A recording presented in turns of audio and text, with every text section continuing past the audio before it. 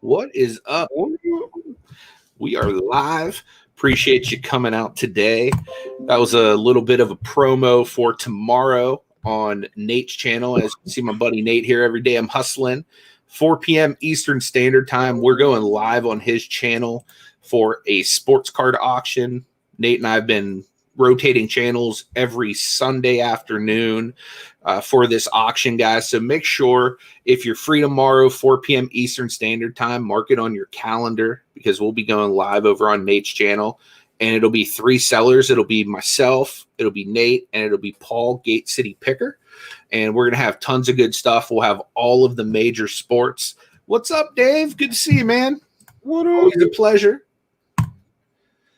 So yeah, we'll have all the major sports. I have a little bit of Pokemon stuff. I don't know how much of it I'll throw up unless somebody's asking for it. But for the most part, we got some really nice stuff coming out. I got some new basketball autos and relics and stuff like that, numbered stuff in this week that I sniped in the middle of the night on the low. So I'm able to pass along some of my snipes to you guys because the nice thing is now that I know we're doing this every week, even if it's a card I don't necessarily need for my PC, I can start grabbing stuff knowing that someone else is probably going to want it. So picked up a few things like that this week that I'll be able to throw out there for you guys. And yeah, I'm excited about it. I got some new slabs in this week. Did you pick up any slabs? I finally got that Kobe in. That Kobe White Optic came in. I ordered it, I think, December 10th. Nice. Another 9 to the collection. So what's up? I was pretty happy about that. What's up, Clint? Good to see you, man. Appreciate you being here. What up? Yeah. If you guys have any questions or anything like that, you feel free to put it in there. This is just going to be like a chill hangout. You know, we're going to talk about sports. We're going to talk about cards, talk about life, whatever you guys really want to talk about. That's what we're going to do. There's a couple other pickups I got. Got that Joker auto. Dude, that thing is slick, man. I love that Revolution set. How much did you pay for that auto? I think I paid. I have to double check. I think 30. I think. Nice. I have to double check. It might have been more. I don't want to lie. Yeah, that was Rondo's Topps Chrome and another LeBron color variant.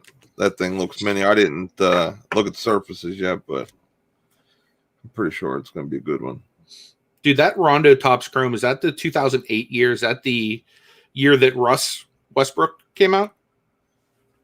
His is this is 2007. Yeah, sure. Clint, whatever questions you have, man, throw out there.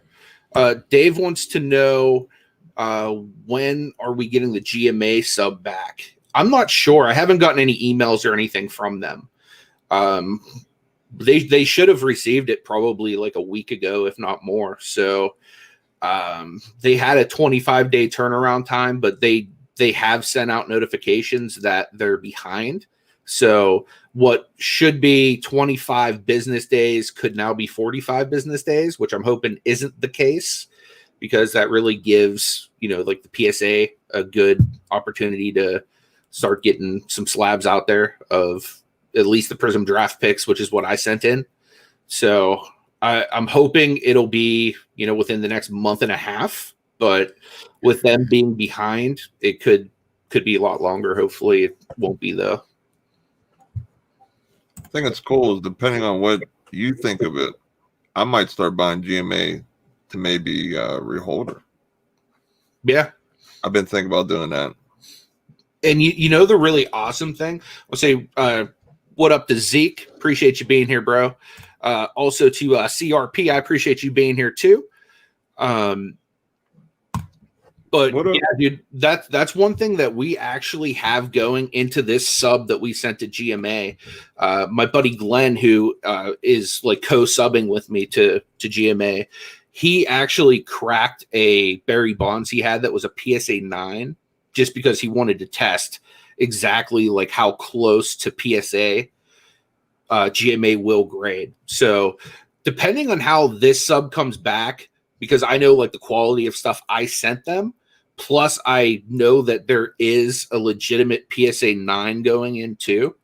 That may be something I look to do, because I actually have a few cards that I picked up when I first got back into the hobby, like Big Ben's rookie and a GMA 10, like that kind of stuff. You know what I mean? That I've been wanting to crack and resubmit anyway. Yeah, because that could be a game changer for, you know what I mean? Like, because a lot of times you can get GMAs for a lot cheaper on some of these rare, harder to find sets that just happen to be GMA and or whatever.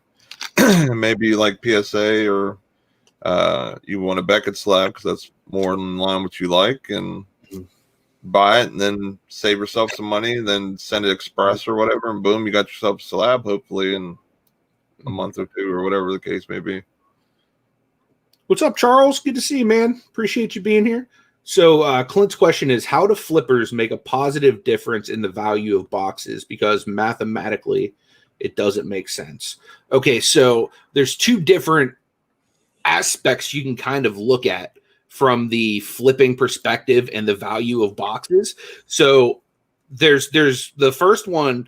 You could say, well, you're going to Walmart and there's a box there that's $20, and they're making that box, which is $20, now $60. So there's like a big inflation in the price of that box. So that's one way of looking at it.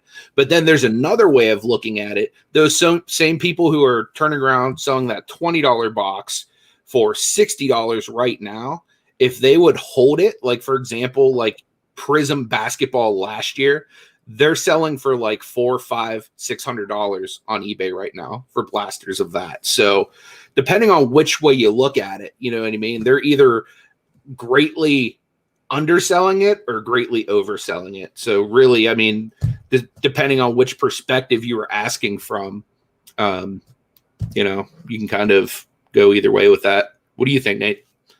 Unless I just like misunderstood the question. Yeah, I think I'm pretty much in the same line with you with that for sure.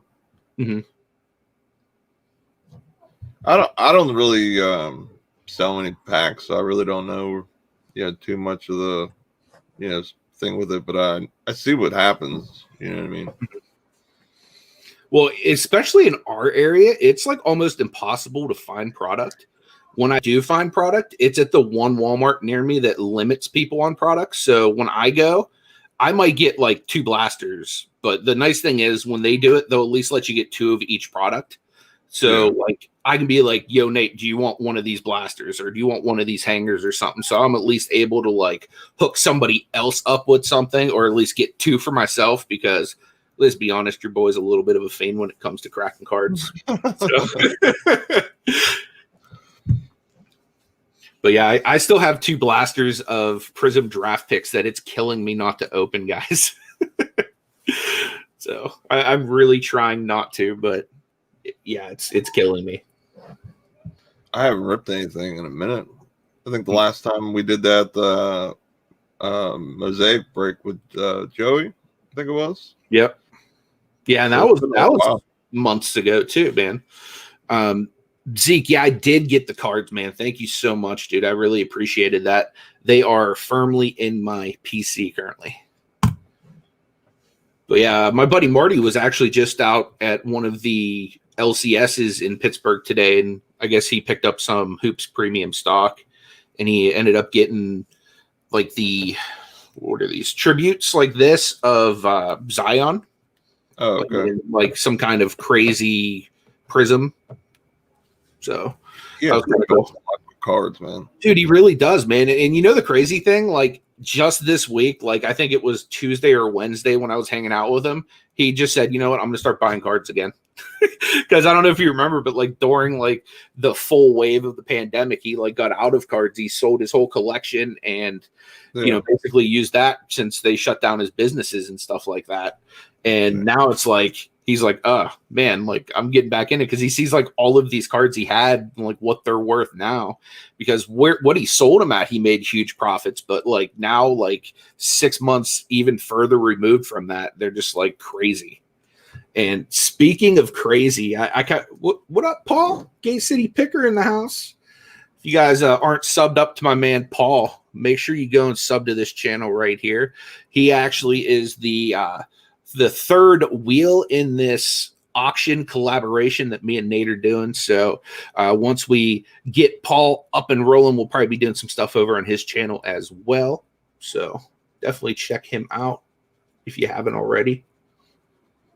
I get what Clint's saying. Like, basically, if you're paying like such a high dollar amount for like unopened product, but you can basically go on eBay and buy the one for sure card that you really hope to get in the box. Would you rather do that or yeah, that's what I do. Like, because prices are so high a lot of times, and I'm very unlucky finding stuff. I snipe everything on eBay. Like, I do. I'll target guys, or I'll see guys. It's like, you know, I'll make a list like my videos or whatever, and I'll basically just start you know, adding to my favorites and look for their different prisms or selects or anything that maybe I'll be lucky and get to buy it now for like a super deal right away. So that's basically exactly what I do. That's what's up. Yeah, I do that a lot as well. The only time I really buy and rip a lot of products is if I can find it local, or if, like, I was talking about my buddy Marty, you know, he and I are tight like me and Nate are tight. So like, if he finds product, he pretty much sells it to me at cost.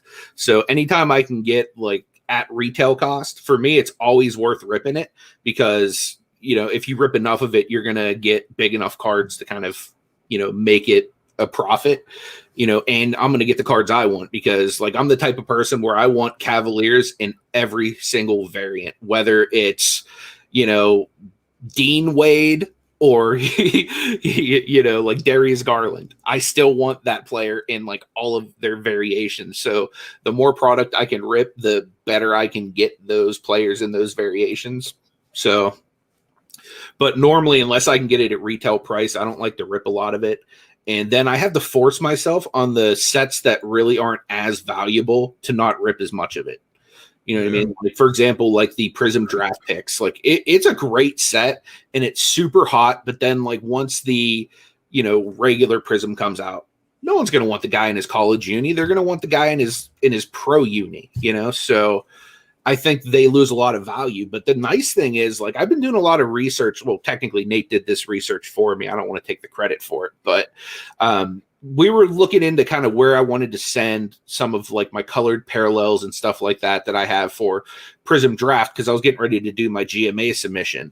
And surprisingly, the Ja Morants, the Zions, you know, some of the bigger name players in color variations from Prism Draft last year are still doing pretty good in the PSA slab. So I actually ended up pulling some of the cards that I was going to send to GMA, and I ended up putting them in with my latest PSA submission that I sent to Nate, either that or the next one I'm sending.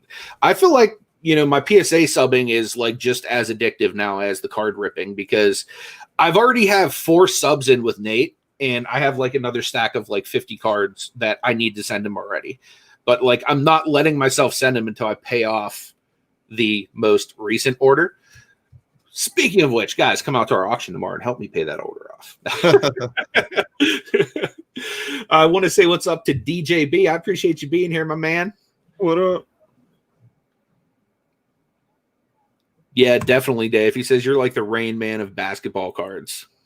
Dude, that's I dig the charts, man. I'm an analytical person. I can, you know, I really enjoy it. And sports is like sort of like the same thing with me. Like, I really just enjoy it. So all the data that I look at and everything, it's just fun for me. Yeah, for sure. All right, Paul, man, you have a good night, my friend.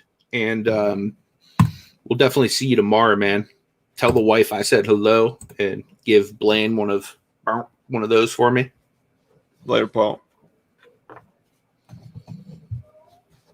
Nice. Clint said he got his mail from Paul. That's what's up. If Paul, that's the really nice thing I like about the people that sell the cards with our auction. Not saying that like any other auctions are like notoriously slow or anything like that at shipping, but we are so accustomed to shipping stuff out just from like selling stuff on eBay already. So normally, like when you buy something off of us at one of our Sunday auctions, it ships Monday morning. It's already on its way to you. So, you have that going for you as well, that you have some top rated eBay sellers sending you some stuff. So it's packed well, it's shipped fast, and it's about all I can say about that. But I got a question for you guys in the chat. I want to get your opinion on it. Me and Nate have been talking about this personally. Let me share my screen real quick. All right. So this is my eBay here. I've been getting a ton of offers on my man right here. And this is the only one I have in my collection. But what I'm going to do is, see, I got it listed at 325, which is like a little bit higher than what sold comps are going for. But I always do that because once these guys have like a good game, their prices automatically start going up. And normally, your card sells like right away if you're not in that already going up. So I want to get a little bit more of that value once he has that next big card. But I've been getting tons of, offers on this card. As you can see, I'm up to 295. I pretty much told this dude, like, look, 300 is like my bottom dollar on this card. But I feel like at 300, I might be underselling this card too. You know what I mean? And being that this is my only PSA 10 prism in my collection. Now, what I would do right now, you can buy a raw prism for like $30 of Sexton. So I would sell this. I'd probably buy at least 3 raw ones so that I could send them in again and get 9s and 10s again. So that way, what I'm trying to do is I want to sell cards when they're high value like Sexton, because I don't really think Sexton, like, I love the Cavs, but I don't think he's an all-time guy. So I want to sell him when he's at a high value like this, but I want to replenish it right away. You know what I mean? So that way I have a potential to like get another, for example, like 10 and 2 9s or something like that. Because the way I look at it is if I take a shot at buying 2 or 3 to replenish it, then it gives me that like chance for an error in case I don't get another 10 type of thing.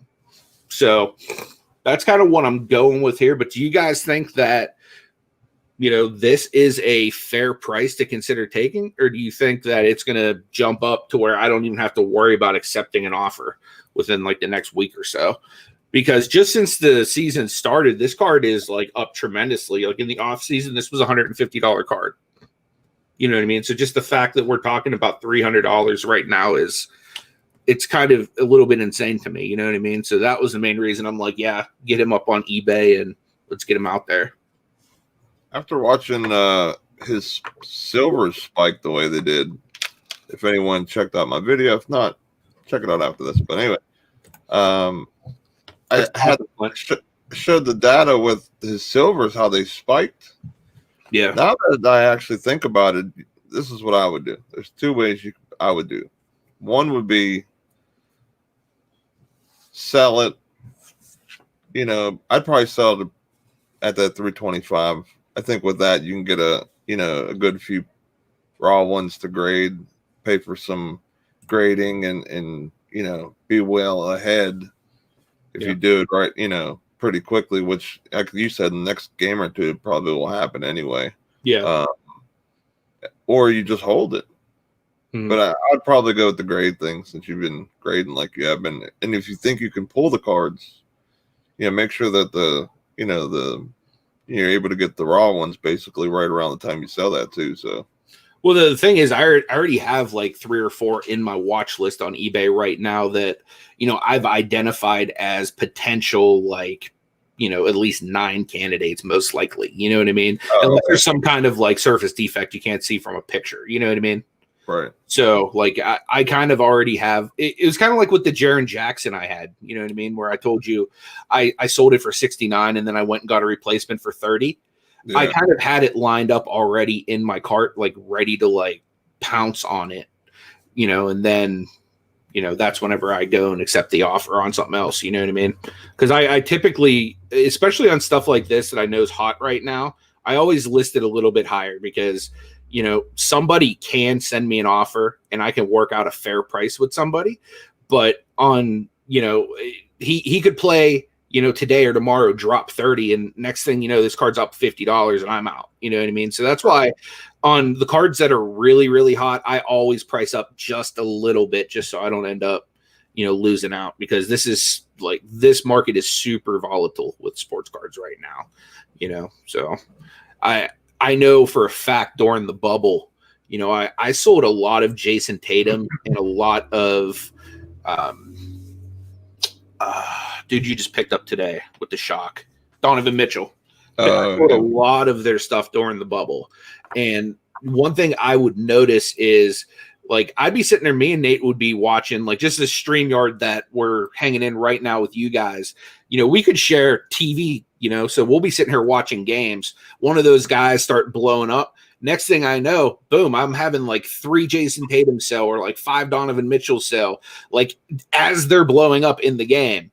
And I'm thinking, wow, that's awesome. It's like in real time that this stuff is selling out. Well, upon further review, guys, when you sell your stuff on eBay, at a standard buy it now price or best offer, now with the cards rising like crazy all the time, eventually your price becomes not only the lowest price, but like way below the other stuff that's selling. So that's why, like, I would see, out of nowhere, like 5 of the same players start to pop off, because like I was like far and away below sold comps, because while like the market is going crazy because this guy's blowing up and a lot of the other sold comps are at auction, being that I was, at what they were at a sold comp before they started going nutrageous, you know what I mean? Like, so that's one of the reasons I always try to pad it on eBay there.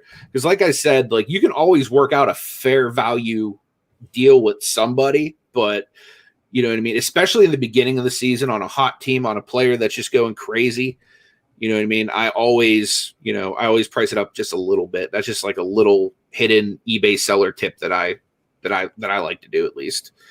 Especially because with the card community, people are so prone to be asking for lower rates anyway. You know what I mean? So if you price it up a little bit, like say I wanted $300 and somebody's like, oh, well, I'll just, try to get for 300. You know what I mean? It's at 325. So it gives me that little bit of wiggle room on negotiations and stuff like that as well. Mm-hmm. So Clint also has some questions about submissions. Yeah, absolutely.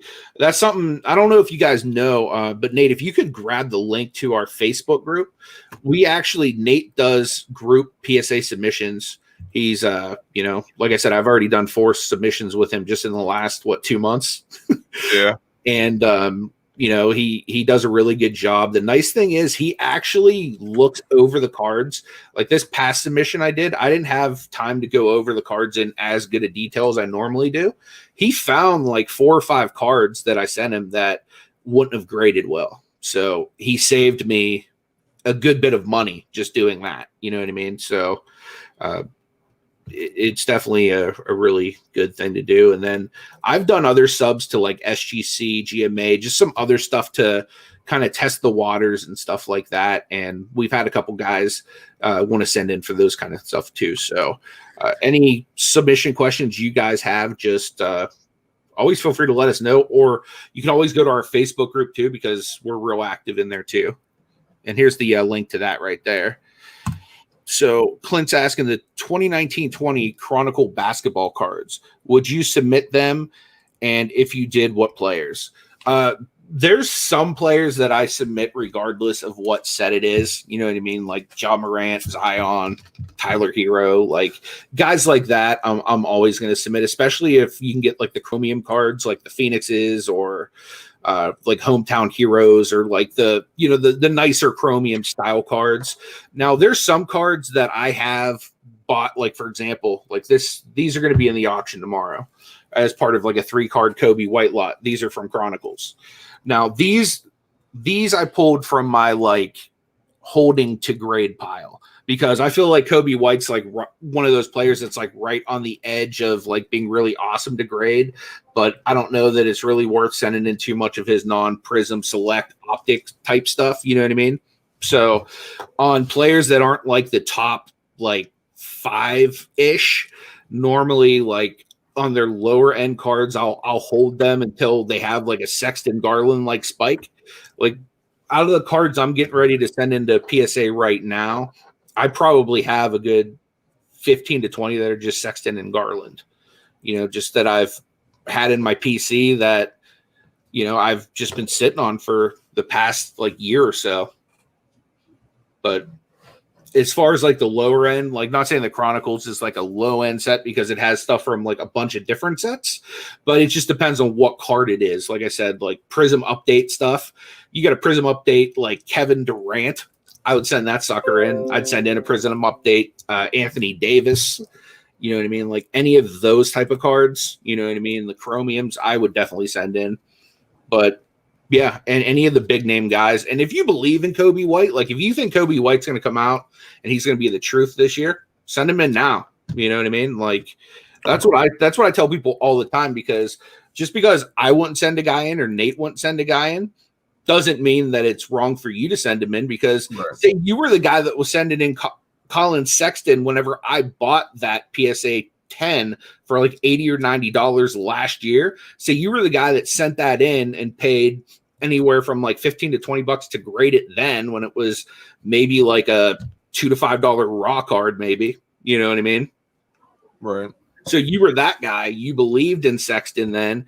Now you're probably sitting back like, well, look at these stacks of graded Sextons I have that I can be cashing in at $300 a pop. So that's always something to really think about as well. Oh, that's what's up, man. Yeah, I would grade a silver LeBron Flux. Yeah, but like with the Chronicles, like Anthony said, like the update, anything numbered that are like the bigger players and stuff like that, Zion, Ja, Hero, stuff like that. They're rookies for the most part, unless it's like just maybe like a LeBron, maybe numbered or something. Yeah, that might be one of the ones I probably go for. That's out of the rookies, but for the most part, you want to be a little more picky on the Chronicles stuff. Yeah. Thrift Beast would like to know what's the turnaround time with PSA submissions currently. My submission that I have in from August, it's at level 4, so I'm hoping for it to pop and ship hopefully within the next couple of weeks. And then we're looking at probably about 6 months. Yeah, so like some of the stuff that we've sent in, we'll probably start getting like right around summertime, I would think. Right to the finals, so that'd be the like perfect timing if we hit on the a couple of the finals teams. Cajun's in the house. Nate, how much is it to submit to PSA through you?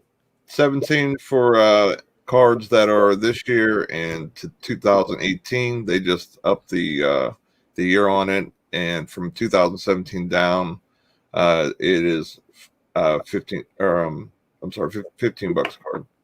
And that includes like the card savers, me wiping it down, and then the only else would be just shipping, but that depends on how many cards are being sent, stuff like that. So I always leave that separate, but it's not anything ridiculous. The nice thing is, like, those are the best like PSA prices I've ever seen from somebody that doesn't submit like thousands of cards to PSA. Yeah, I just try to make it super affordable.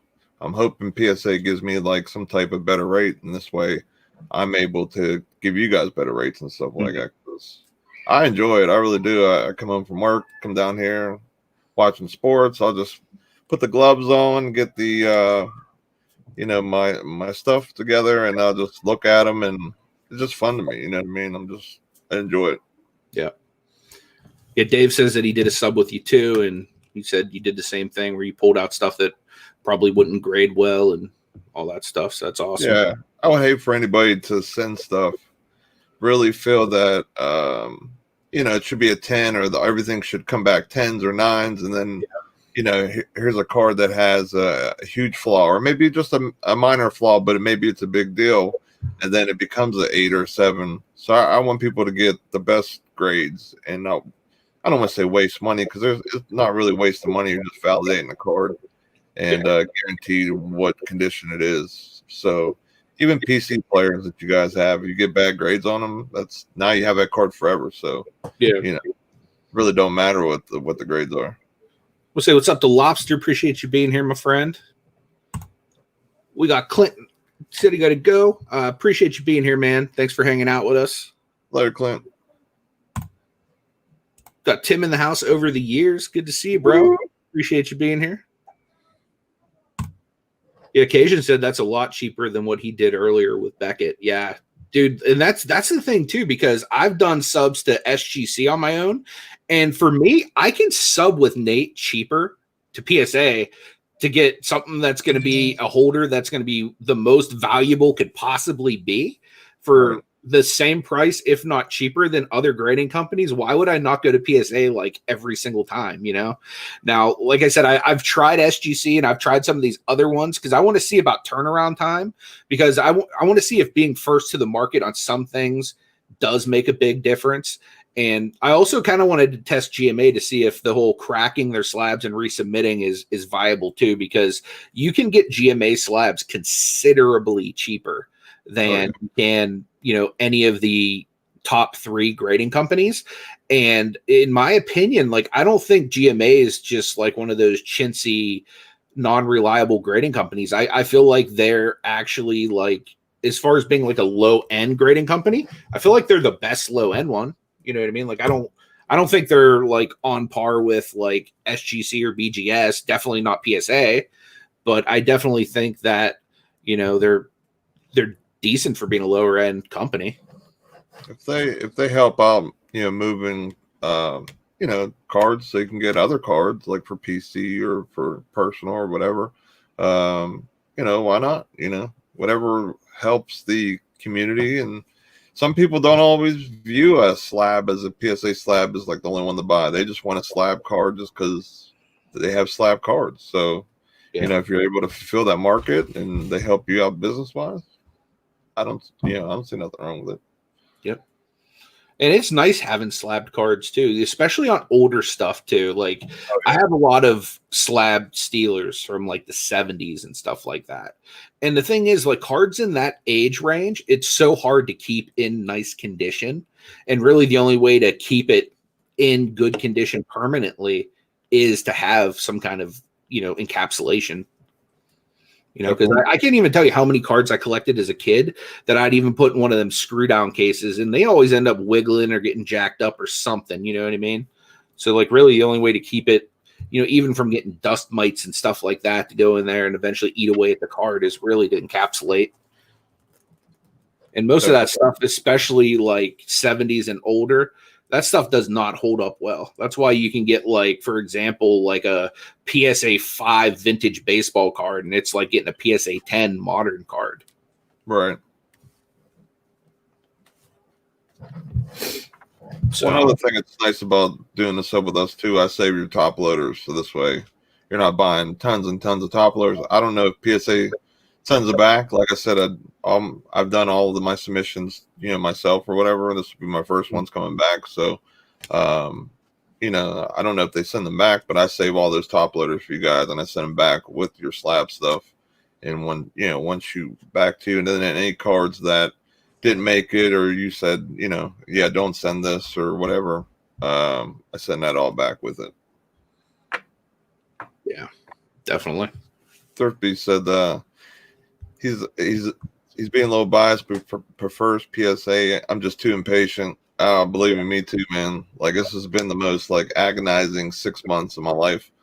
I have Luka rookies and Lamar Jackson rookies and Tatum rookies. I mean, you name it. Like, this pile is just amazing. Kobe rookies, just all kind of great stuff. So I think I sent 31 cards. It was just like all my fire, like that I had, Zions, all types of stuff. So I'm so used to listing on my phone when I do eBay. I'm trying to pull something up and organize it so you guys can kind of see the difference that grading makes on your cards.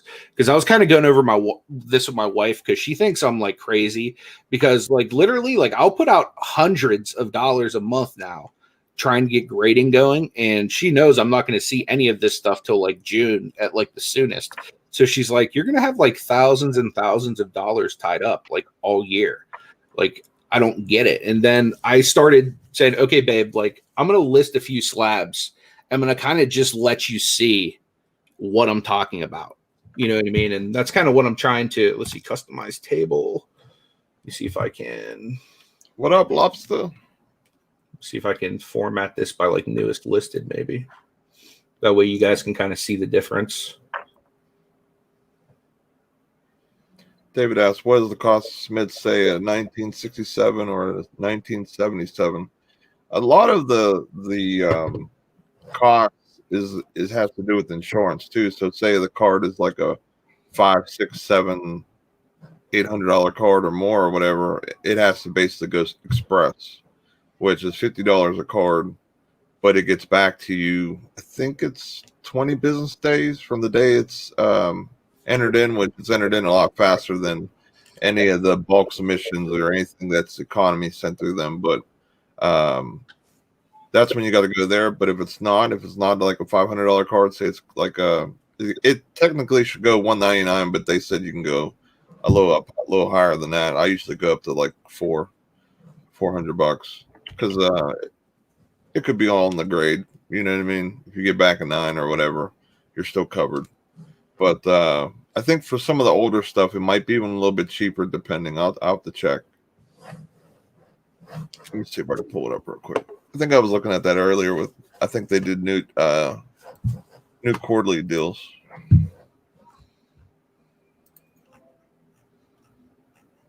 Oh, I wanted to show you guys this. This is like disgustingly cool. Now, granted, I don't know that there's anybody on God's green earth wealthy enough or stupid enough to pay me for this, but I was going through some of my PC the other day, and I was looking at some of my slabs and stuff like that to see like what else I had that might be hot and whatnot. So I started looking at like some of my Steeler stuff, and I found I had this Bud Dupree, and I started looking at the pop report. This is literally the only one in the world that exists of his Topps Chrome green refractor. And then there's one in the world of his purple and one in the world of, I think, his blue. And the crazy thing is, I would almost be positive it's the exact same guy that sent them all in that I bought this one off of. The crazy thing was they were having like a fire sale type auction, and they know I'm a Steeler guy. So whenever they just want to get rid of like their crappy Steeler slabs, this is like before Bud Dupree, like, you know, had that breakout season last year, right? Yeah. So they're like, we got this Topps Chrome Bud Dupree. It's a green refractor. $10? You want this for $10? So like this right here, this is lower than what the other two are listed at right now on eBay. It's $898.98. Not that anybody's probably that stupid to pay that much for a Bud Dupree rookie card, but in case they are, I want to be the guy that gets the $898.98. Heck yeah. But like this is what grading does, guys. And pop reports, you know what I mean? The reason that's so valuable is A, it's a PSA 10, and B, it's a pop 1. That means like literally I'm the only person in the world that has that card. Not that, like, in my opinion, it's that big of a deal on a Bud Dupree rookie card, but imagine that's like, you know, somebody huge like a John Morant or, you know, like a Joe Burrow or something like that. You know what I mean? Like, this is the advantage grading gives you. Could you imagine how much that card would be raw? Some guy probably just wants the Rambo and it's a millionaire and just be like, yeah, I'll buy that, and just buys it and adds it to the cart. Wow. David Miller, if you submit 20 cards that are from 60 to 69, that could be worth probably, I think, $6.99 and down, it's $9 a card. That's a quarterly special they have going on right now with the New Year. So, Cajun, I would, yeah. Everything that I had left of Zion, Mosaic, non-color, is already at PSA. But yeah, I mean, anything I get Zion, I'll grade. Like I would grade this in a Zion. You know what I mean? Just this regular paper hoops tribute because it's Zion. You know what I mean? Like somebody's going to buy it in a, you know, a PSA slab or whatever slab you put it in, and it's going to make the value go up because it's Zion. And one thing that I've learned that with is, you know, selling lower end Luka Doncic cards especially during like playoff time. You know what I mean? Like last year, Chronicle Lucas, or like anything like that. And Nate's even seen it with what was it, like an Essentials Jason Tatum that you sold, and you ended up getting that into a Disco Prism Jason Tatum. You know what I mean? Like, so regardless if it's the right guy, if you get it slabbed in a good grade, the ROI is going to be there. But again, it's the fact of him being still hot the next year. You know what I mean? Like, for example, like you could get a lower end guy, like, or even like say like a DeAndre Hunter. Like he came out, he didn't have the biggest year.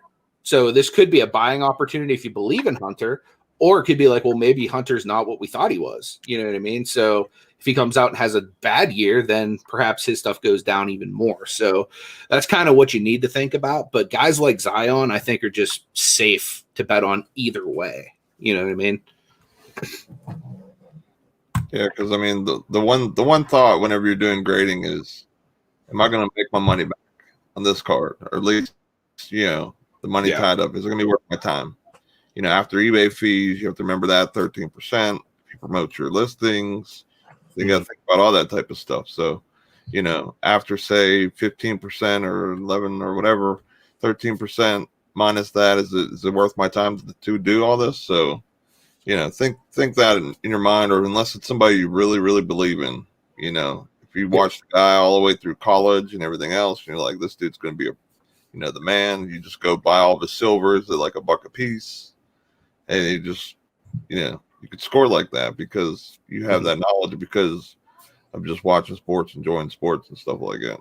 Dude, and I'm so glad that I did that with Colin Sexton. You know what I mean? The crazy thing, it's like I'm just getting back into like cards and stuff, and like I'm a Cavs guy, so I just started collecting Cavs heavy, before like I was even like trying to get investment pieces or like stuff to like buy grade and put on eBay and stuff like that. You know what I mean? Like I was just like, I'm just gonna go heavy on the Cavs. And like, man, Colin Sexton is like that guy, like kind of like how Luka was paying us last year. I feel like Sexton's paying me this year because I paid like nothing for the stuff I got. It's just, it's insane, man. Like I bought a Colin Sexton select rookie on eBay. I sent a best offer of $7, like in the beginning of like when he started popping this year. And I didn't realize I already had a select, because I like to have, one of each of the major chromiums of like the guys I PC. And it came in, it wasn't even gradable quality. So I just listed it. I disclosed all yada, yada, yada. You know what I mean? And somebody already bought it for $9. I had it listed at 12. They sent me a best offer of 9. And I was like, well, I had 7 into it. And, I obviously can't grade it, and it's a duplicate. So, it sold within a day of being listed. There you go. And then like I think of like the stack I'm getting ready to send you.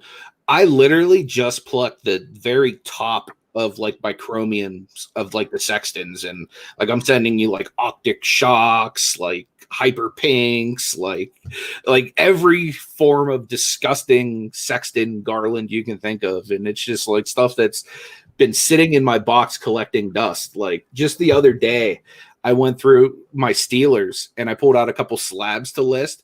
And between the Bud Dupree, a James Conner, and a Benny Snell, those 3 cards I listed was like over $1,200 in eBay listings, just in like Gem Mint 10, like silvers and stuff I had sitting in the basement, like they had no value. You know what I mean? Like it's just crazy to think of, how like pop reports and stuff like that can really make something that you don't think is that valuable. Oh yeah. Nice. He's gonna be sending you a bunch of stuff in like the next month. He wants to grade. That's what's awesome, up, bro. Dude. If you have tons of Lucas, you just so scored. Sam Bai's in the house. What is up, my friend? Good to see you.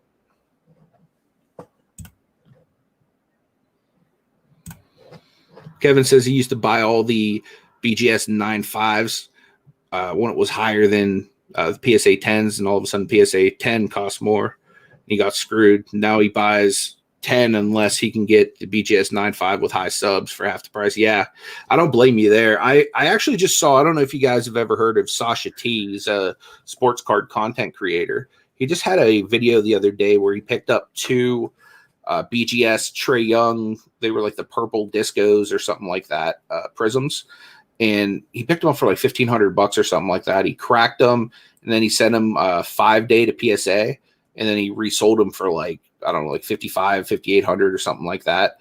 The crazy thing was the BGS 9 got him a PSA 10. The BGS 9.5 got him a PSA 9. So it's like, you know, even like we were talking about in yesterday's video, how there's really no uniformity across the board on grading. It's just funny how like the grades flipped, you know what I mean? Where like the 9 was actually the nicer card. Right. Yeah, it's almost like the people like the subgrades more than the PSA 10. Yeah, basically is what they went by. And if it was a perfect 10, man, like some of the huge rookies like Giannis, I was looking at prices up on a black slab 10, like, oh my, like that's crazy money. So, I mean, I guess I could understand, but at the end of the day, PSA 10 should be higher than 9.5. I know I picked up some 9.5s. So I got that LeBron and some Ingrams and stuff over the off season for cheap. But I'm pro PSA for sure. Yeah, I'm definitely pro PSA as well. Yeah, their slabs are nice, Kevin. They're really thick and heavy. The BGS ones. Yeah, definitely. It's just something about a PSA case. I don't know, man. Like I think it's almost kind of like the stigma where you kind of know PSA is the top. You know what I mean? So not having the PSA, to me, is it like it's not quite the effective. You throw ketchup out on the table and it's not Heinz. I'm going to look at you like you have 3 heads. You know what I mean? Because Beckett, SGC, like I still think they're cool, but it's just knowing, like for me, it's the difference of you having a, say, Prism Ja Morant rookie or an Optic Ja Morant rookie. Optic is still super cool, but Prism is the king. You know what I mean? I wish I sold my PSA one, or I kept my PSA one and sold this one. I don't know. I just like this and a PSA better. Mm-hmm. It's more or less the, I guess, look, I guess for me. I don't know. I mean, it's still a super valuable card. Yeah. You know, I basically got it for free and some because of the one I sold, but you know, just look, and then most of my cards are PSA, especially what I got coming back, like, you know, hand over fist PSA over anything else, because that's all I had done is PSA. Yeah. I just had like a really good idea for Beckett with them going through all this trouble with their slabs and everything like that. People wondering if they're real, if they're fake, you know what I mean? And them just giving this lackluster response. What they should do, rather than upcharging you on subgrades, set yourself apart. Could you imagine if they would just give the subgrades for the same cost as it is to grade? Because essentially they have to have some kind of logic as to how they gave the card the grade it got.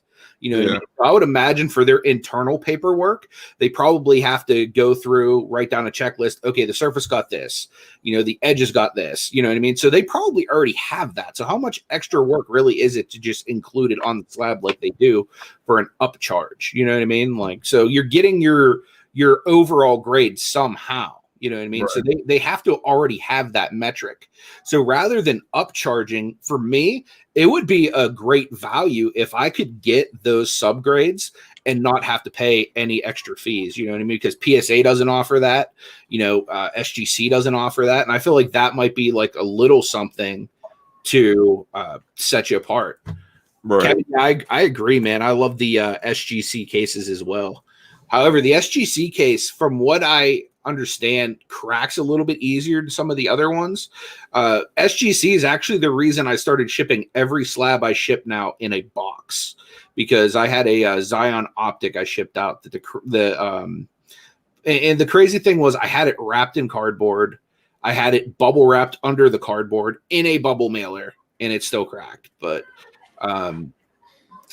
now I ship every single slab, regardless. It could be GMA. I'm putting that sucker in a box. But yeah, from what I understand, the cases on SGC crack a little bit easier. I don't know if it's the way it's made or whatnot, but I mean, most people take care of them, and you know, if they ship them, they ship them well. So I wouldn't put too much into that. But That's the only slabs I've ever had crack on me, and I had 2 crack on me. One was like a lower end card I didn't really care about, so I just refunded the guy. But the Zion was a hurt piece. Now, if Beckett's seen that people like the black cases like this Mm-hmm.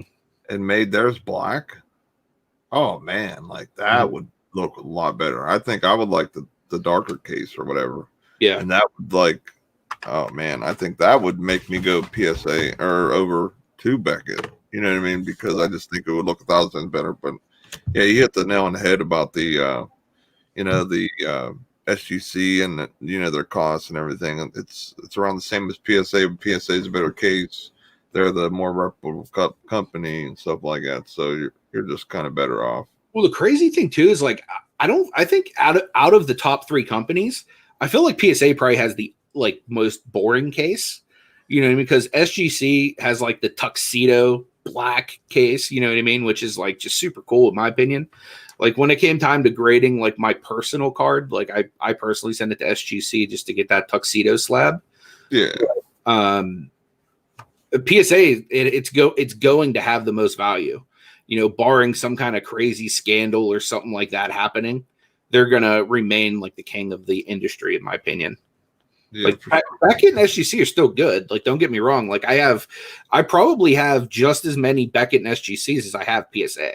You know what I mean? Like I'm not like really prudy when it comes to my personal slabs. I'm a little bit prudy having my Big Ben in a GMA, but not enough to where I was willing to send it in to re-slab it before I sent in some raw stuff to sell on eBay.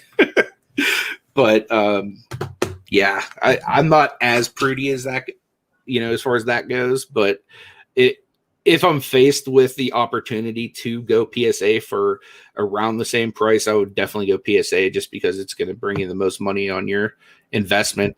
Unless it's like I said, PC stuff. Like I have some KD rookies, or not KD, KG, Kevin Garnett rookies that are they're not like the higher end ones. They're like Top Stadium Club, Fleer, Upper Deck, or something like that. Mm-hmm. And they're like black on black looking cards. So I feel like those in an SGC slab would be just super killer looking. And these are like cards that I literally bought for my PC. You know what I mean? So when I'm getting those graded, I'll probably send those to SGC just for that purpose. But other than that, like PSA is definitely the way to go. Yeah, I see their prices cheap. Like I bought my second one today. I think I bought that Shock Donovan Mitchell for what, 40? Mm-hmm. I think it was. So I mean, like even if I had to send that in and get cracked, I would save myself probably $30-$40 than buying a PSA case. So if I really wanted to, I could send that in to get recracked, but I'll probably just hold it and rock out unless it really gets rough for some reason. One thing that I think is actually a buying opportunity, guys, is the SGC 10, because SGC is pretty thorough with their grading, and it's hard to get an SGC 10. So if you can get something that's an SGC 10, you're going to obviously see, like when it comes to sold comps and stuff like that, you can ultimately get the SGC cards considerably less. So those are, like Nate was saying, great crossover candidates. I've been seeing a lot of great crossing over with the BGS 9.5s, although, you always run the risk when going from company to company without there being a standard metric, just like I was talking about with Sasha T's video where the 9.5 became a 9 and the 9 became a 10, you know what I mean? Like it's always something that, you run the risk of happening, but I've seen a lot of people having good success with the, BGS 9.5s or the SGC 10s as of late. Hey, I appreciate that, Kevin, man. I appreciate you coming in and hanging out, and we'll be live again tomorrow at 4 p.m. Eastern over on Nate's channel for a live sports card auction. So we'll have tons of cool stuff. We'll have sealed product, graded stuff, singles, lots, everything cheaper than eBay too. So, or just come hang out because it's basically hobby cards. Yeah, just talk cards and sell cards and answer questions as we can. Jennifer Hayes, what up? Hey, Jennifer. Yeah, definitely. I highly suggest to all of you guys get a magnifying glass. You can get one for $1 at Dollar Tree. That's where I got mine. Like I don't have anything like major, but I know that mine go through an extra layer of like eyes because I submit through Nate. So I know that he has like good magnifying glass, really nice light setup over there, and he's anal enough to literally sit there for hours with his little gloves on and really just look over everything. Yep. He's like the doctor, like getting ready to come fill up your cards. But yeah, I mean, definitely, guys, for like $1 at Dollar Tree, you can get a magnifying glass. If you don't have like a decent light setup, like I have a really nice ring light because I sell stuff on eBay, but you could basically just get any lamp, take the shade off and just hold it up to there and like kind of just move it around for surface just to get a good idea of what that looks like. Definitely want to get one of these too. Yep. These are clutch because you'll be able to rub your card, but it won't damage your card. One little hard piece, you use a kitchen towel and it has some old macaroni on it by chance. Boom, there goes PSA 10 into, now it's non-gradable card because those chromiums are easy, man. I mean, they come out the pack, the Mosaic and some of the other ones. It's a little rough on the base and things like that. And some of the hollows, they have printing errors. It happens. So you really got to pay attention because even though you take care of the cards, you put them in the sleeves right from the pack. It just comes from the place mess up. So, do you see Dave's new grading company? You know it. Does anybody want to collect our nads? That would be like our slogan too. Our nads are bigger and better than anyone's nads. Oh man. But yeah, those microfibers are great. And if anybody wears glasses, typically you get them for free anytime you get a new pair of glasses too. At least I have anytime I've ever gotten new glasses, and typically, you have to upgrade those every, year or two anyway.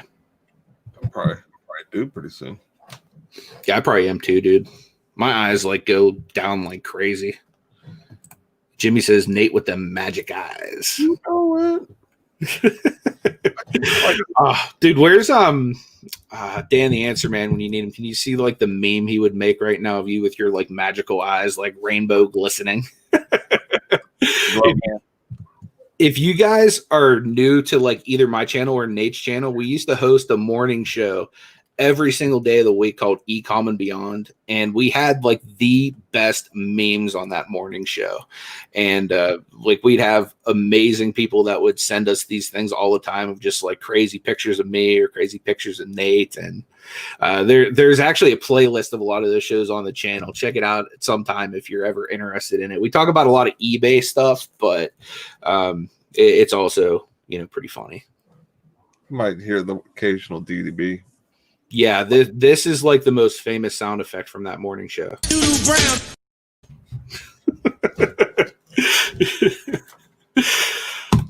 We put DDB on the map, man. Danica, what up? Hey, Danica. Good to see you. Thanks, Jimmy. I appreciate that, man. Yeah, I miss doing it sometime, but like, I don't know, man. Like it was a lot of commitment to, do that every day. And because of that, I wasn't able to do a lot of the other stuff I can do now on eBay because now, like, you probably can't tell, but like a lot of my videos are anywhere from like 8 to 15 minutes. Like that sometimes takes me like 4 to 5 hours to edit just like one of those, So like I've been trying to like really do better quality stuff ever since I got my new computer and all that set up. I'm trying to like really take things to another level because obviously you guys deserve better quality content.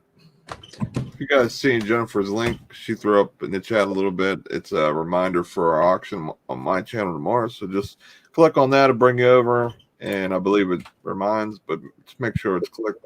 Give it a thumbs up if you're there already. It's good times. Yeah, thank you so much, Jennifer. I really appreciate that. Yeah, Kevin says Luka Donner's optics were going for 900 to 1,000 plus tax on eBay. After 4 bad games, he was able to grab a couple of them yesterday on my slabs for 700 a piece with no tax. That is awesome, dude. Yeah, there's no way he's gonna stay at this level of playing, because I was watching and I was looking at his 3-point shooting, and finally, I believe last night he came back and had a better shooting performance and stuff. But it's tough whenever you're basically the only man, the only show, big man, like star player. It's a lot harder to score, and the whole team's basically on your shoulders. So for being a young kid, having a couple wins, keeping the team competitive and stuff like that, and then getting Porzingis back, hopefully sometime during January. I heard worst case scenario, I'd say end of January. I mean, there's a lot of the season left, so I would definitely hold on to Luka if you got him. Don't get rid of him. There's still growth in there. Do not get scared. It's all going to be good. It's all going to be good. If you don't see me with my Luka, then worry. But I'll give you a warning. I'll do a video. Don't worry. Yeah, definitely. We'll go running for the hills if Luka's ever a sell. But yeah, he's one of those guys that, just like I said about Ja Morant, a video the other day, like he's so young, he's so talented, he has a long career ahead of him. You know what I mean? Like if anything, Ja Morant did us a favor by getting hurt, because he gave us an opportunity to get more of his stuff before it really starts going outrageous. You know what I mean? Hey, what's up, Jimmy? Good to see you, man. Appreciate you being here, and congratulations on 1,000 subscribers, man.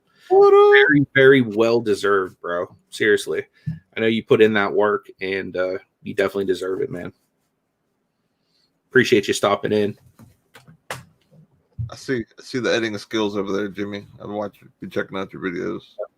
Yep, he uses the same editing software that me and Nate uses, and he definitely got some. He's got some game, guys. He does a lot of eBay, what sold videos and stuff like that. He sells all kinds of like really cool toys, video games, and stuff like that. Check out my man Uncle B if you haven't.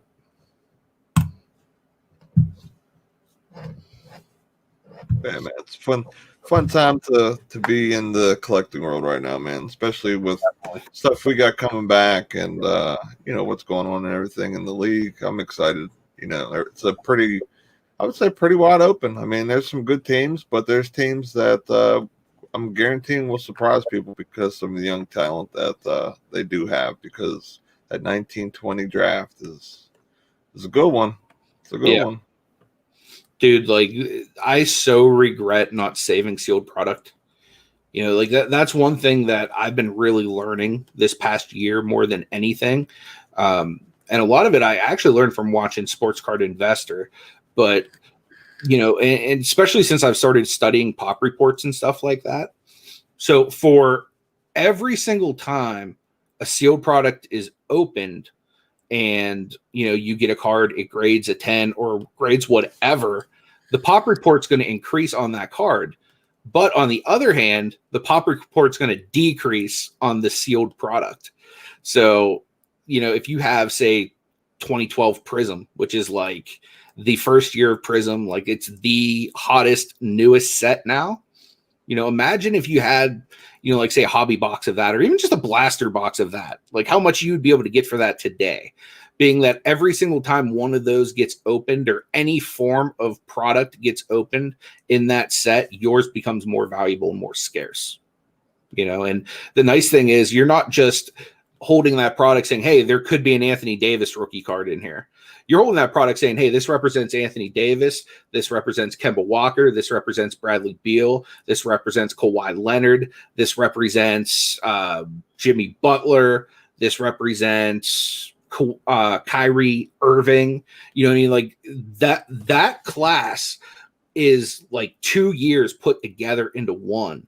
I don't know how it ended up being that way, but if you look back into it, there's 2 years worth of rookies in that one class. So that 2012 class is like a loaded class as far as rookie cards and stuff like that goes. So imagine if you had any sealed product there. For as valuable as those cards are as singles, the sealed stuff is like you're cashing on all of those guys. And the nice thing is, like, going into the bubble this year, right? You saw guys from the 2017, 2018 draft class going bonkers, like Jason Tatum and Donovan Mitchell. Not only were their cards going up, but the sealed wax from that year was going up because that draft class was going up, because you figure even Bam Adebayo and what the Heat were doing, you know what I mean? Like I bought his Prism rookies for $1 out of the bargain bin in the beginning of the season last year, and I was selling them raw for $50, $55, $60 all day long during the bubble. You know what I mean? So the nice thing is you get in on these guys at a nice low rate, and just like Kevin said, every day people were reacting to how people were playing, and there's always people in any walk of life that are going to panic and they're going to be like, I'm getting rid of them. Like, how many people probably are underselling their Ja Morants right now? You know what I mean? But if you just have patience and that certain guys, regardless of down production or whatever, they're going to bounce back. Because look at Luka, he doesn't even have Porzingis yet. You know what I mean? Like his all-star counterpart has not played a game this season, and he still is as good as he is. You know what I mean? So I just feel like he has so much room for improvement. And they also haven't. They didn't lose anybody either. You know what I mean? They traded Steph Curry for basically Josh Richardson, I believe, and I think it was a pick. But other than that, it's basically the same team once Porzingis gets back. So yeah. One thing I want to say though, you're talking about like the open product and stuff like that. Where's the point of where you might be better off opening that product? Because man, that draft class is so good, man. Unless you're gonna hold like right now, say you hit a box of LeBron, upper deck or whatever, tops, chrome, you just let it lay there, and you just left it there for 17 years, and you open up now. Okay, well, yeah, that would be good. So you either want to be long gang, hold basically to the end, or you want to basically maybe wait a year or two, see how the market is or whatever. So, but man, that draft class is so good now that Cameron Johnson, man, like he's been playing. I like his stuff. Yeah, I know, man. Even like the 2018 draft class is looking good. 2017 draft class, man, there's some guys really developing in that class as well. I think so too. Hey, take it easy, Lobster. Appreciate you, man. Later, Lobster. Yeah, I like Josh Richardson too. Another shooter, but like a Jimmy Butler type. Kind of does everything. Not too good to do anything. Like he'll dive on the floor. Good defender. I like him a lot. So I think they should be better this year. You know what I mean? Like I know Curry did a lot of things coming off the bench. Him and Trey Burke were a great 1-2 combo once Luka was sitting, or even with Luka on the floor at some points. And some of the comebacks in the playoffs. So question is how much of an improvement is Josh Richardson doing? Is he giving Luka a little extra rest, or is he having to really push? So it's got to really be on, see how that works out. Definitely. I'd be curious to know, is there any guys you guys are high on picking up right now? Because that's something I'm always like picking people's brains. Like, believe it or not, I was talking with a good friend of mine the other day, and we really hadn't sat down and talked hobby before. Like, even though like we both know we're into the hobby, but normally when we talk, it's normally about like, church stuff or, family or just whatever, you know what I mean? It might be about the Steelers. But we got down to talking about like, different guys that we're high on and stuff like that. And like, man, he gave me a whole list of guys that I hadn't even really looked into yet. You know what I mean? And I was like, wow, you know what I mean? And he started giving me some numbers and I was like, wow, I didn't know that guy was doing that. But a lot of it just has to do with the fact that we live in a market that isn't real great for basketball to begin with on non-nationally televised games. Yeah. So like smaller market teams that, like, for example, like guys he was talking about were Orlando Magic players, you know what I mean? And it's like they're on my radar, but they're not like really on my radar, if you know what I mean? Like they're not guys that I'm investing in personally, but you know what I mean? Like when the stuff he was telling me made a lot of sense, but I'm always curious to see like what guys people are going after, because, like, especially like, teams and players like that I don't even really follow. Like if they're on, I'll definitely watch it. You know what I mean? Any NBA game that is broadcast in Pittsburgh, me and Nate are most likely watching it together. Yeah. But for the most part, like we don't get a whole lot of Magic out this way because I mean, the Magic aren't even like, I don't know if you guys know this, but my wife is obsessed with Disney. So we go there at least once a year. The Magic aren't even popular in Orlando. Like, that's a real thing. Like I had to go to like several Walmarts just to find an Orlando an Orlando Magic hat because I wanted a couple things of like as a souvenir from going to Orlando. So rather than just getting like, your busted touristy style hat, I was like, man, I'm gonna go get me like a really nice Orlando Magic hat because I love basketball. And man, like even trying to find Magic gear, like dude, you can go to pretty much anywhere in the the western side of Pennsylvania. You can go and find stuff for like any of our crappy teams. Like you can find Pittsburgh Pirates stuff, and they haven't been good since we were kids. Right. Outside of that one good year where they made the playoffs with Kutch, you know what I mean? But you can find like even the teams that Pittsburgh don't even really be supporting all like that, you can still find tons of their merch. But going into like Orlando and all these different places, outlet malls and stuff, it's like, man, you don't see none of that stuff. Like here in Pittsburgh, we have outlet stores just for the Steelers. You know what I mean? Like you can't even find their stuff in the outlet malls, period. You know what I mean? Unless it's like a Lids or something like that. So I was like, man, that's crazy. But yeah, like obviously like a non-Orlando Magic fan like wouldn't probably be up on a lot of those guys. But a lot of these guys that are on them small market teams that we don't get to see, broadcast like nationally a lot. I think there's a lot of money to be made in some of those guys.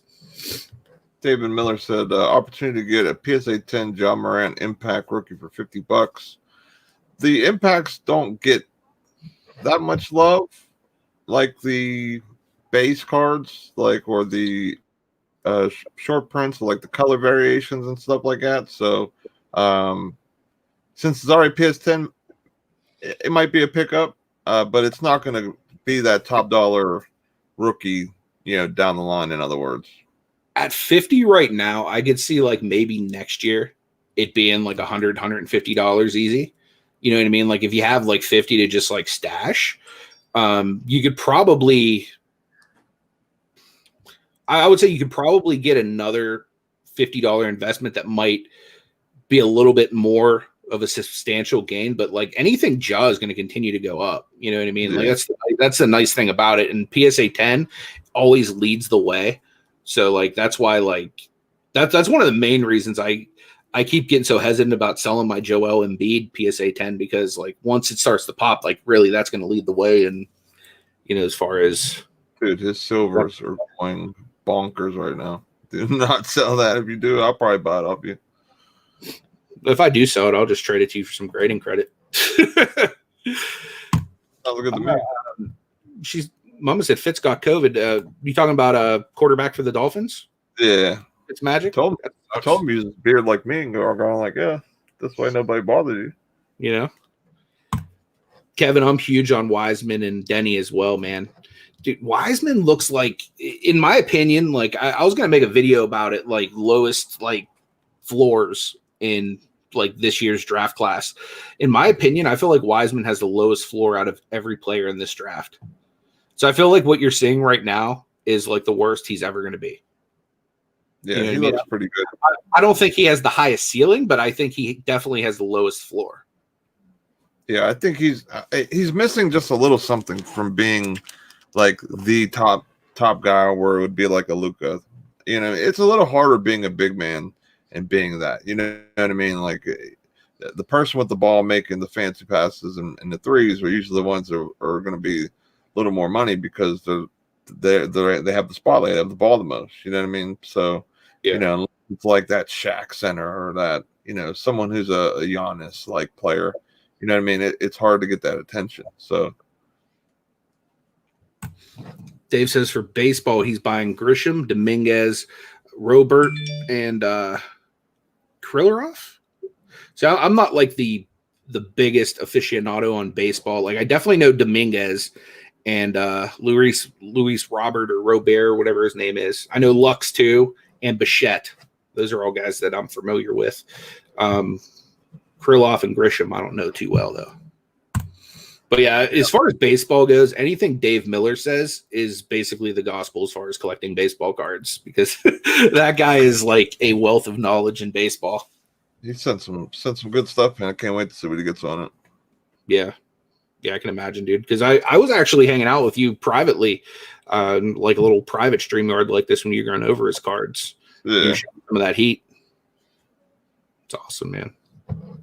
Yeah, Dave, unless that PSA 10 Jaws like a short print, like a color variation or silver, that might be the only way I'd probably pick it up. Probably just because I just like Anthony said, like some of the there's better opportunities out there. You know what I mean? Where you can maybe buy 10 or 15 of somebody or something, or maybe a couple instead of 15 of that one card, and you make a lot more value. I want to say what's up to Brad. I appreciate you being here, Brad. Brad's been supporting forever and a day. He won my 100 subscriber giveaway like 2 years ago. So, Brad, I appreciate you, man. Hopefully you're having a good new year so far. What up? J-Dub, what up, man? I love this little like shoe picture he has here. This always reminds me of those cards from Court Kings where it shows off the the rookie shoes and stuff. He says Premium is trolling him. He keeps hitting Markieff Morris and Brandon Clark. Oh, man. I mean, Clark isn't that bad, but I mean, I could understand like when you're pulling a Laker, you're expecting LeBron, and you're pulling a Grizzly, you're expecting Ja. So yeah, that would be kind of trollish. Right. Hey, see you, Mom. I appreciate you hanging out. Sorry I passed out on you this afternoon. Me and Mama were supposed to have an auction today, and I completely forgot, and I took a nap, and I woke up to like 68 messages from Nate. Yeah, literally. Nate's like, I bet he's sleeping. There's some color, Joe. I like the red, white, and blue. I don't know. Dude, I like the red, white, and blues too. I end up getting like every red, white, and blue somehow, but I just think they're low. When it comes to variation, they seem to be undervalued for some reason, and that's why I just grab them, I guess. So Sage has a question for us, Nate. He wants to know, how has 2020 affected your lives? That's a pretty heavy question, but I can probably answer it first when you can think about it. For me, 2020 has affected me the most in the sense that for me, like I sell on eBay full time for a living. So when the pandemic hit, all of the avenues I had to go to garage sales and thrift stores and stuff like that, because like I'm a picker, so that was how I made my living, all dried up. And the only thing I had to fall back on was my love of sports cards, so opening cards, grading cards, selling cards raw, like that became almost entirely what my eBay business was for those several months where I couldn't get out to, go source stuff for eBay. So even now, I would say a good 50% of my business is probably sports cards. And going into 2021, I really, plan to incorporate sports cards on a whole nother level, as far as like grading and stuff like that. So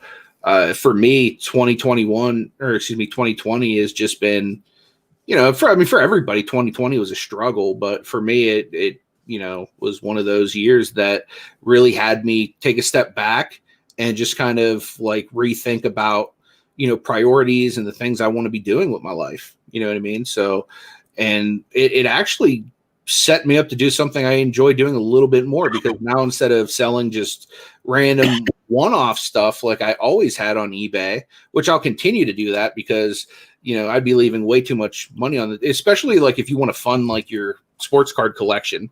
If say you're at the flea market looking for cards, heck, you might go buy like, a couple video game systems somebody has out there for $10-20, not knowing that you put that on eBay, you end up making $200 for a bundle. You know what I mean? So just kind of knowing those things is valuable too. But yeah, 2020 for me has affected me in the sense that I've had to just reassess everything top to bottom, you know what I mean? And just kind of out of necessity go in a different direction, if that makes sense.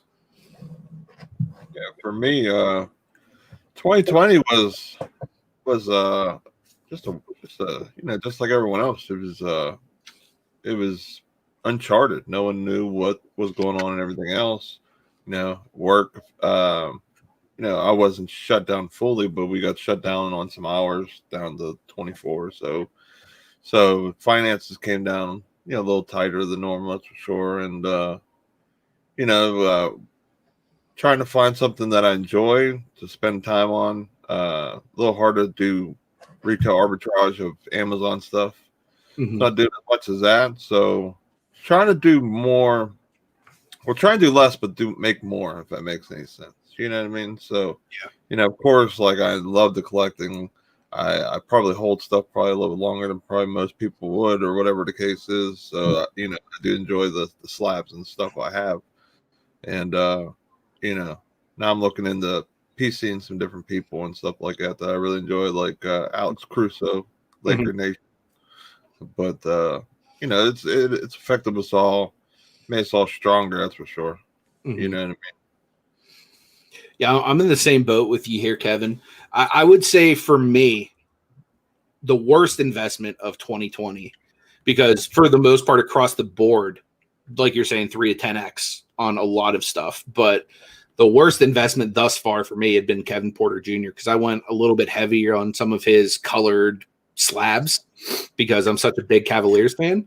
But I still think Kevin Porter has long-term value if he can get his head out of his butt. You know what I mean? Because he's so talented. He just needs to stop crashing cars and punching women in the face.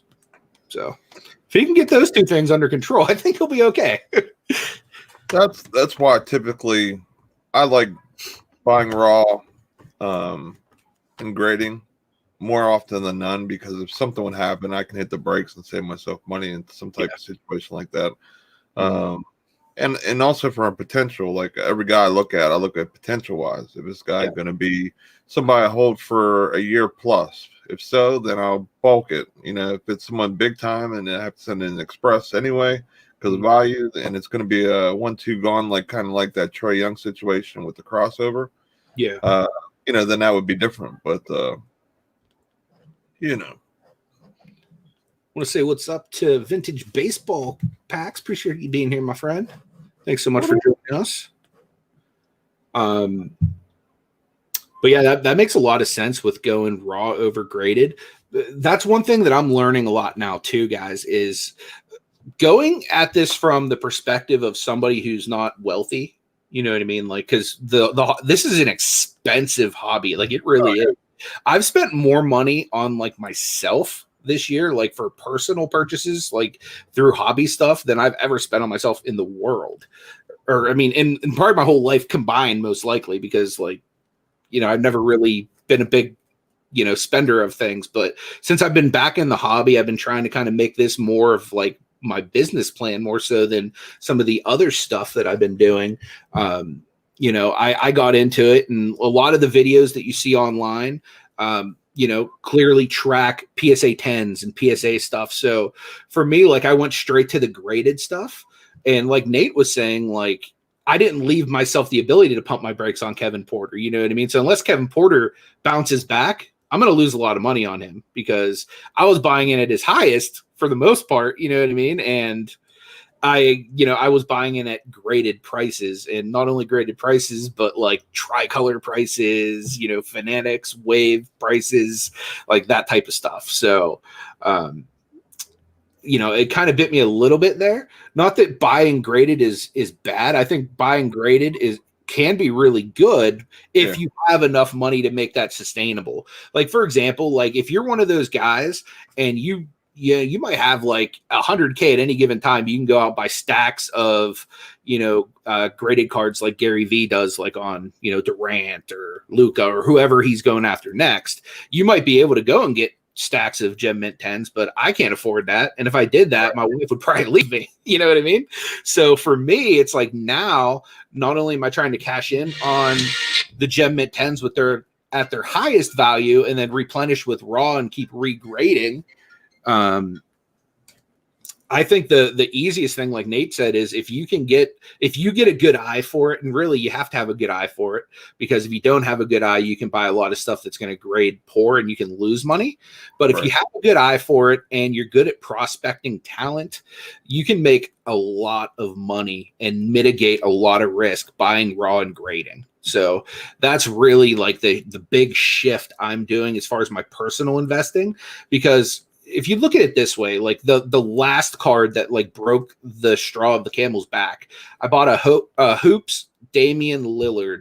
It was like right when the bubble started. And I sent it to Nate. I was like, dude, look at this sick PSA 9 I got of Dame Lillard. And Nate's like, bro, you could have got that raw for $30. And like instantly I wanted to throw up in my mouth. I didn't burst the bubble, but we got. I'm just, trying to give them the truth.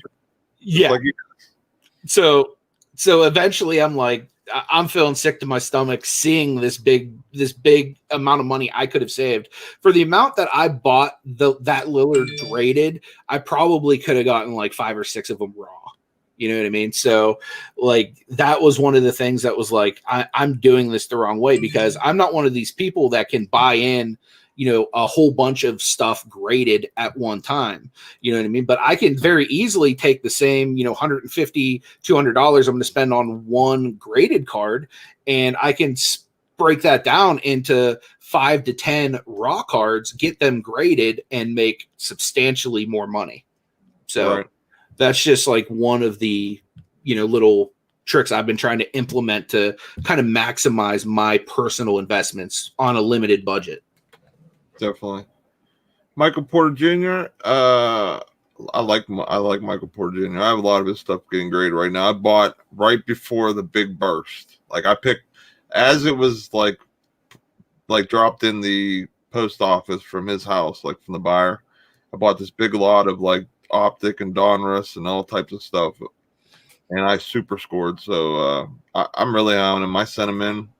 He's starting right now for the Nuggets, and young player, just needs to get a little better on defense. But for the most part, I like his offensive game.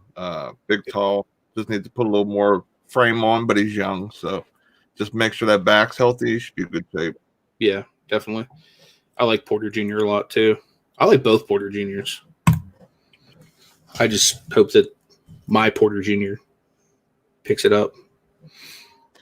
Kevin says Yates waiting for stuff to get graded. See, I mean, like, I hate it, but like all the stuff I'm getting, I'm okay with it going away, unless for some weird random chance, like, knock on wood, like one of them hits like a career-ending injury or a huge knee injury of some sort, where now he's half of what he was, or his Achilles or something like that.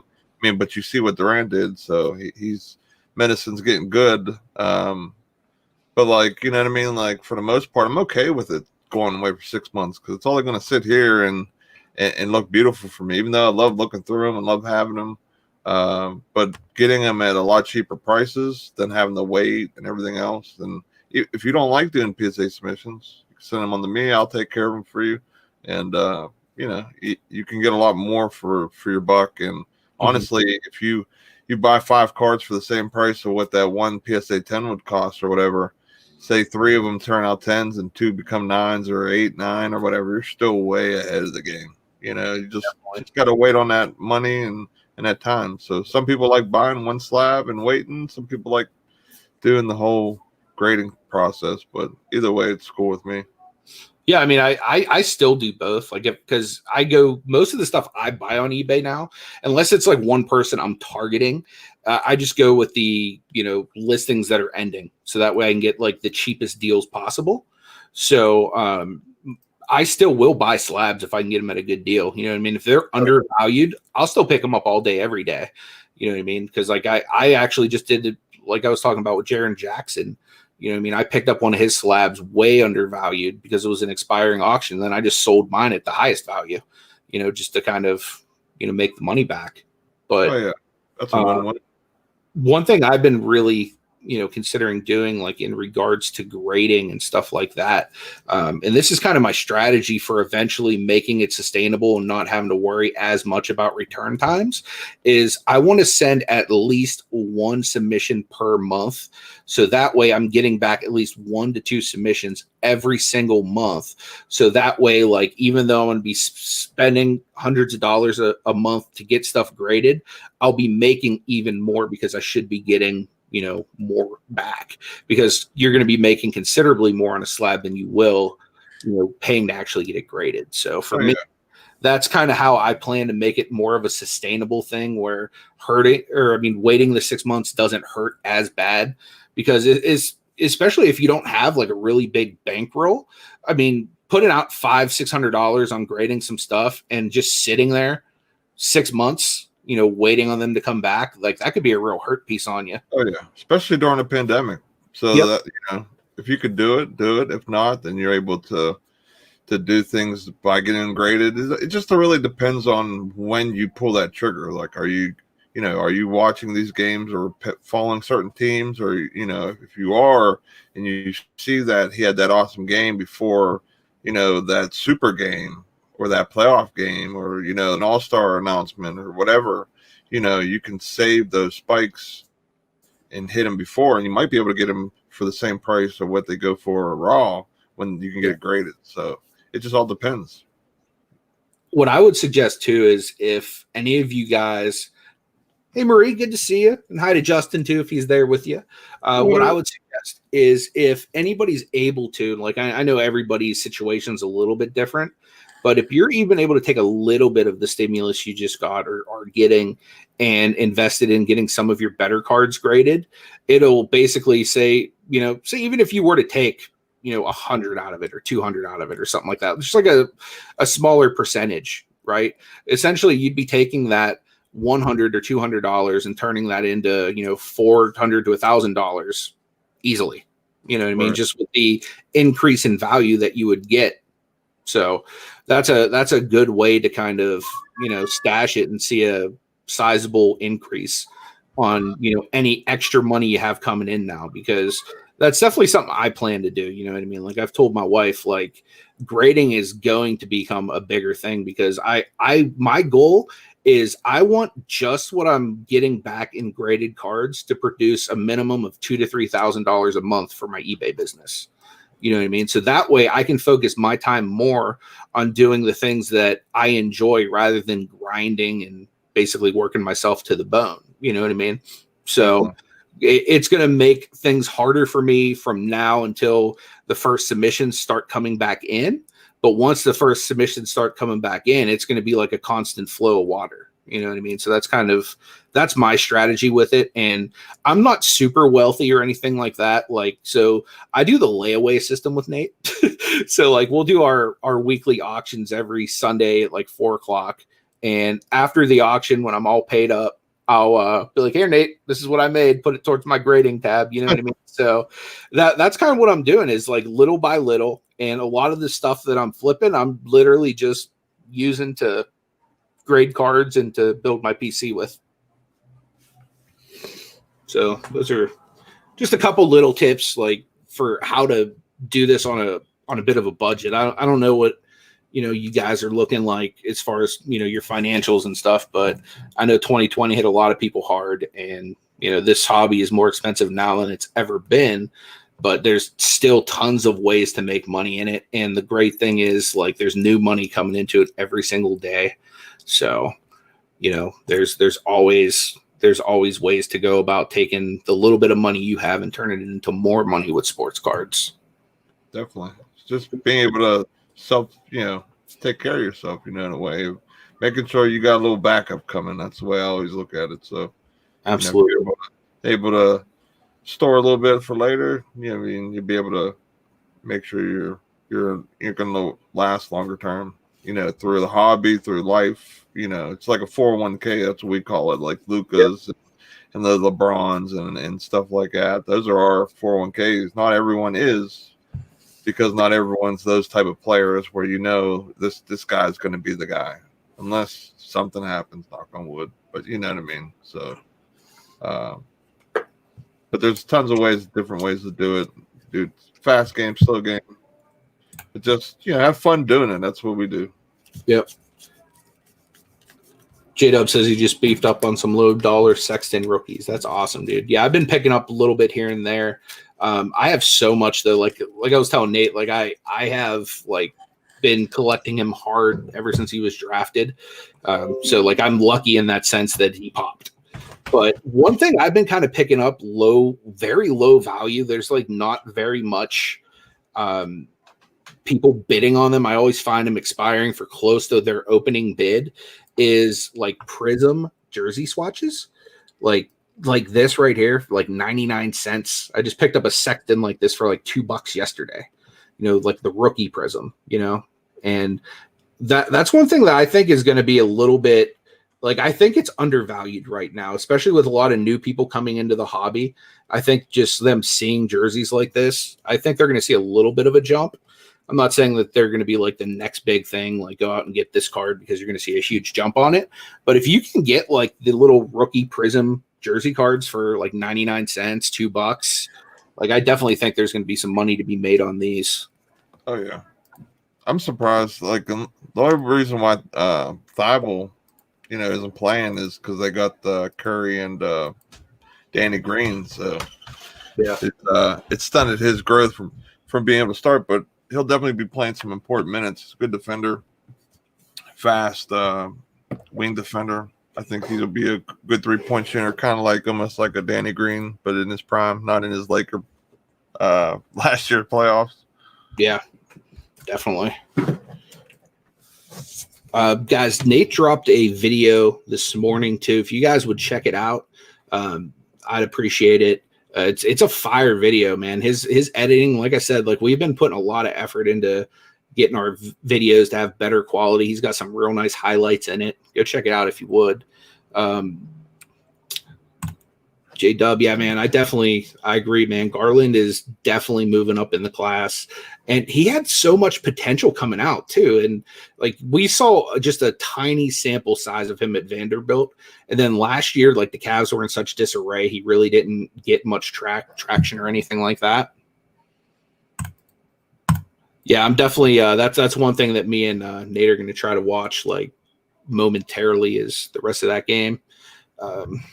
Because like that's kind of what we do, just watch basketball and like to scout these players that are making us money.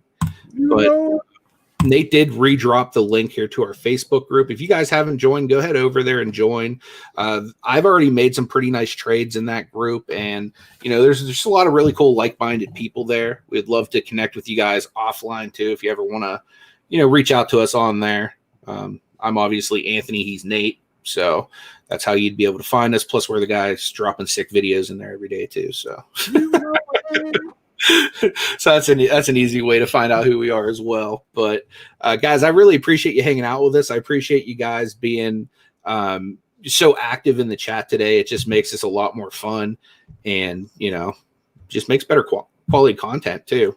So thank you again, guys. If you would come out and check us out tomorrow, we're going to be on Nate's channel, 4 p.m. Eastern Standard Time for our weekly sports card auction. And guys, if you would, and you haven't already, go ahead and hit that subscribe button for me because it definitely helps me out. I'm on my way to 2,000 subscribers. And when we reach there, I'm going to be doing slabs or cash where I'm going to be giving away your choice of either my graded cards or my money. So you can literally choose. It'll be same value in cards or cash. Personally, if you're like me, you're going to go for the cards because cards are awesome, and within a few months, it'll be worth more than the cash. So that's kind of the thought process behind it. But also throw a thumbs up on this video and leave some comments if you could, because it helps YouTube with a little bit of a push. So again, guys, I appreciate each and every one of you guys being here. May God bless, and we will see you guys